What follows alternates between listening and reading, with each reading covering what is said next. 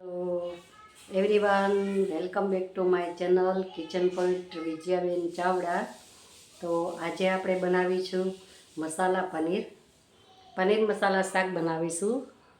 તો ચાલો હવે આપણે જઈએ કિચનમાં અને જોઈએ આપણે મસાલા અને શાક બનાવીશું. મિત્રો આજે આપણે બનાવીશું મસાલા પનીર શાક.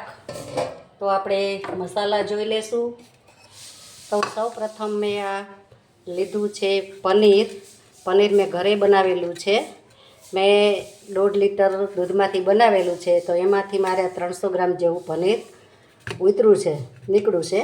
પણ નેક્સ્ટ વિડીયોમાં આપણે પનીર કઈ રીતે બનાવવું તે પણ હું તમને બતાવીશ. અત્યારે વિડીયો લાંબો થઈ જાય એટલા માટે આપણે શાક ખાલી બતાવીશું કે કઈ રીતે બનાવીએ આપણે મસાલા પનીર શાક. તો આ મેં ગાયનું દૂધ લઈ અને 1.5 લીટર દૂધ લીધું હતું અને એનું મેં પનીર બનાવેલું છે. સરસ સોફ્ટ બને છે, જોઈ શકો છો તમે.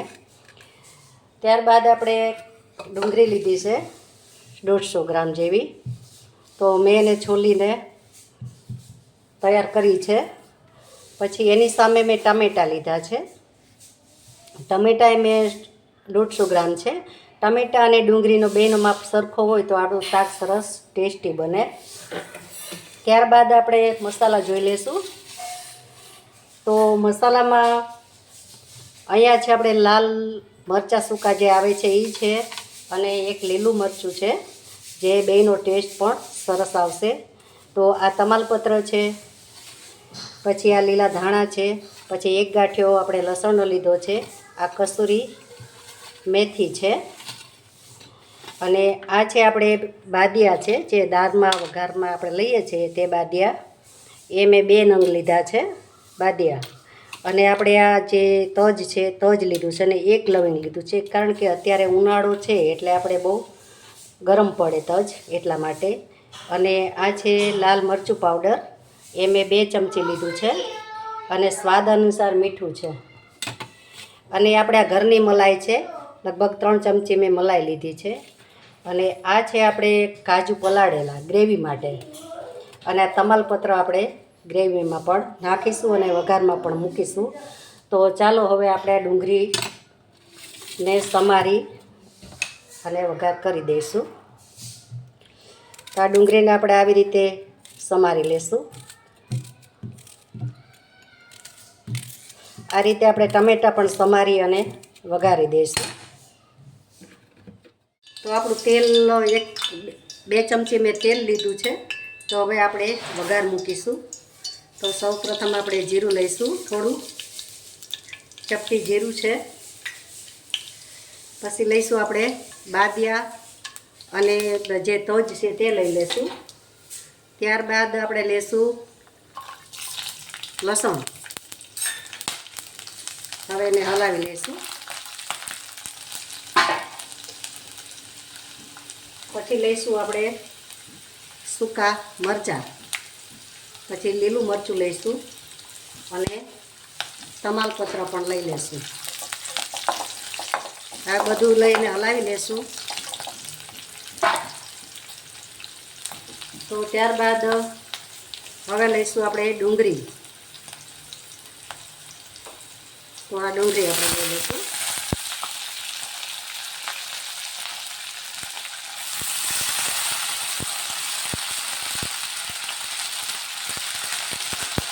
હવે એને હલાવી લઈશું.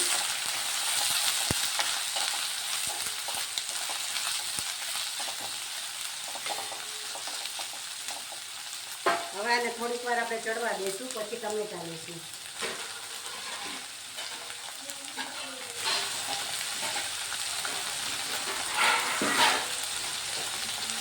તો આપણે જરાક આને ઢાંકી દઈશું. થોડીક ડુંગળી આપણે કાચા પાકી ચડે પછી આપણે ટમેટાં સમારીને નાખી દઈશું.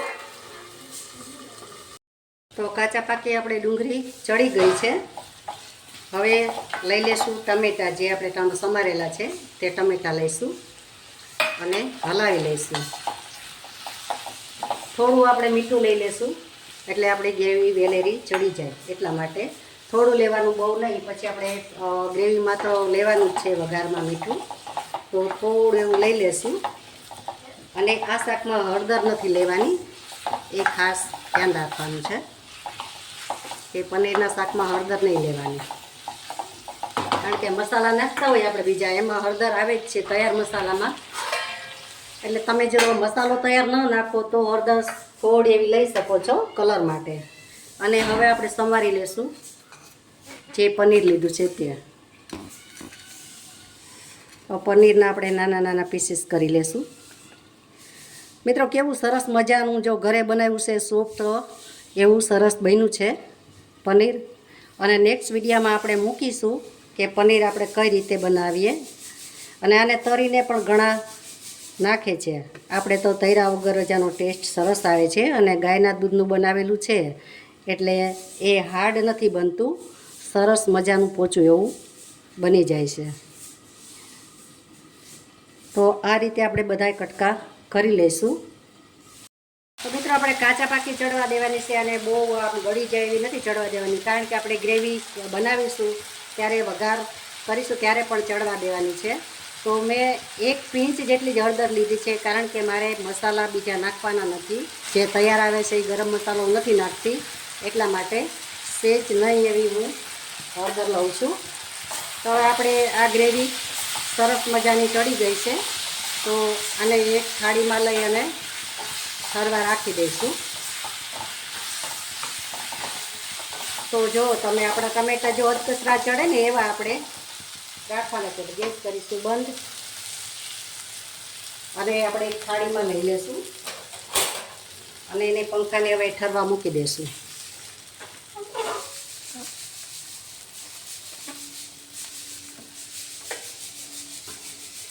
તો આ રીતે આપણે બધી મસાલા બધા ઠરી જાય પછી આપણે એને મિક્સરમાં ગ્રેવી કરીશું, ત્યારબાદ વઘારીશું. તો આપણું તેલ આવી ગયું છે. મેં 3 પાવડા તેલ લીધું છે વઘાર માટે. અને આપણે 1 ચમચી ઘી લઈ લેશું, એટલે ઘીનો સ્વાદ આપણે પનીરમાં સરસ આવે. તો 1 ચમચી મેં ઘી લીધું છે. હવે થોડું જીરું લેશું આપણે, બહુ નહીં, આપણે પેલામાં લીધેલું છે એટલા માટે. અને આ તમાલપત્ર છે અને આ છે આપણે બાદિયાનો ટેસ્ટ પણ બહુ સરસ આવે. મેં ગ્રેવીમાં પણ લીધા છે અને વઘારવામાં લઈ લઉં છું.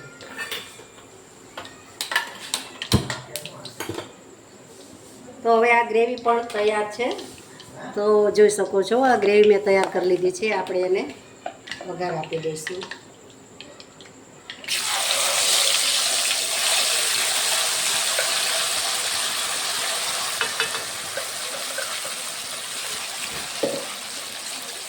તો આને આપણે થોડીક વાર તેલ છૂટું પડે ત્યાં સુધી આપણે ચડવા દઈશું. અને જે કાજુ હતા તે પણ મેં આમની સાથે ગ્રેવીમાં લઈ લીધા છે, પલાળેલા કાજુ. તો હવે આપણે લાલ મરચું અને મીઠું લઈ લેશું, સ્વાદ અનુસાર મીઠું લઈ લેશું. ગ્રેવીમાં મેં નાખેલું છે, થોડું લઈ લેશું. પછી લઈ લેશું લાલ મરચું પાવડર. આપણે સૂકા મરચાં લીધા છે અને લીલું છે એટલે આપણે આ ઓછું લઈશું. તો મેં 1 ચમચી લઈ લીધું છે મરચું લાલ. હવે આને આપણે થોડી વાર ચડવા દઈશું. અને જે આપણે ગ્રેવી બનાવી હતી એમાં થોડું પાણી લઈ લઈશું મિક્સરના ખાનામાં, એટલે બધી આપણી ગ્રેવી એમાં આવી જાય. તો પાણી આપણે આમાં રેડી દઈશું. હવે એને 10 મિનિટ આપણે તેલ છૂટું પડી જાય ત્યાં સુધી આપણે એને ચડવા દઈશું. પછીની પ્રોસેસ કરીશું આગળની. તો હવે એને ઢાંકી દઈશું અને ચડવા દઈશું. તો જોઈ લેવી આપણી ગ્રેવી ચડી ગઈ છે. હો સરસ ચડી ગઈ છે. તો આપણે તેલ છૂટું પડી ગયું છે ગ્રેવીમાંથી. મસ્ત આપણી ગ્રેવી ચડી ગઈ છે. તો હવે આપણે જે મલાઈ લીધી હતી મલાઈ અત્યારે લઈ લઈશું.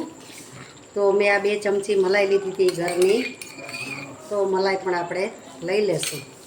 હવે એને હલાવી લઈશું. તો મિત્રો મારા વિડીયોને લાઈક કરજો, શેર કરજો અને સબસ્ક્રાઈબ કરજો અને બેલ આઇકન પ્રેસ કરજો. તો નવા વિડીયો મારા તમને મળી રહે. અને કોમેન્ટ કરજો તમે કે આ રેસીપી મારી તમને કેવી લાગી તે પણ મને કોમેન્ટમાં જરૂરથી લખજો. અને તમને ગમતી રેસીપી કોઈ પણ મને લખી મોકલજો તો જરૂર હું વિડીયો અપલોડ કરીશ. તો હવે આને ઘડીક વાર આપણે હલાવીશું એટલે આપણું તે હજી આપણે ઘી છે તેલ ને બધું છૂટું પડી જાય.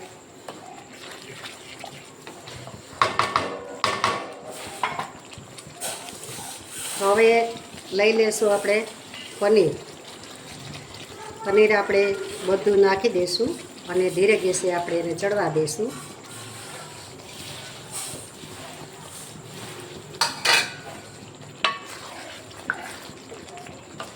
હવે જ્યાં સુધી તેલ છૂટું પડે ત્યાં સુધી આપણે એને ચડવા દઈશું. અને અહીંયા મેં કસૂરી મેથી લીધી છે, તો કસૂરી મેથીને આપણે ક્રશ કરીને લઈ લેશું.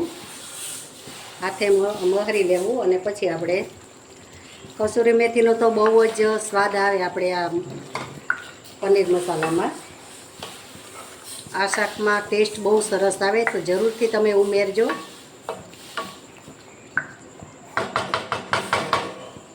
તો થયું છે ને લાવ જવાબ આપણું શાક. હવે જીરીક વાર એને ઢાંકી દઈશું, પછી આપણે સર્વ કરીશું. શાક સરસ મજાનું ચડી ગયું છે, જોઈ શકો છો તમે. આપણું તેલ પણ છૂટું પડી ગયું છે. તો હવે આપણે ગેસ બંધ કરી દઈશું અને સર્વ કરીશું. તો આપણે બાઉલમાં લઈ લઈશું શાક.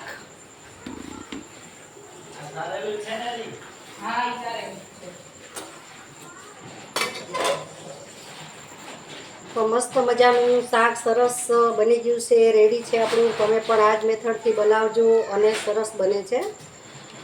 અને કોમેન્ટ કરવાનું ભૂલતા નહીં.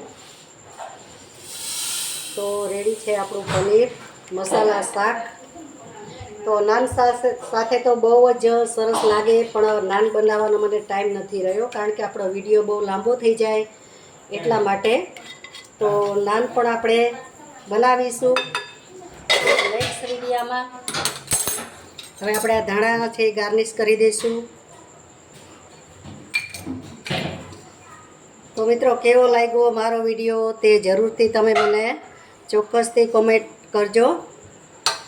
અને મારા વિડીયોને લાઈક કરજો, શેર અને સબસ્ક્રાઈબ તો જરૂરથી કરજો. તો મિત્રો મળીશું આપણે નવા વિડીયોમાં નવી રેસીપી સાથે. ત્યાં સુધી આવજો. For watching.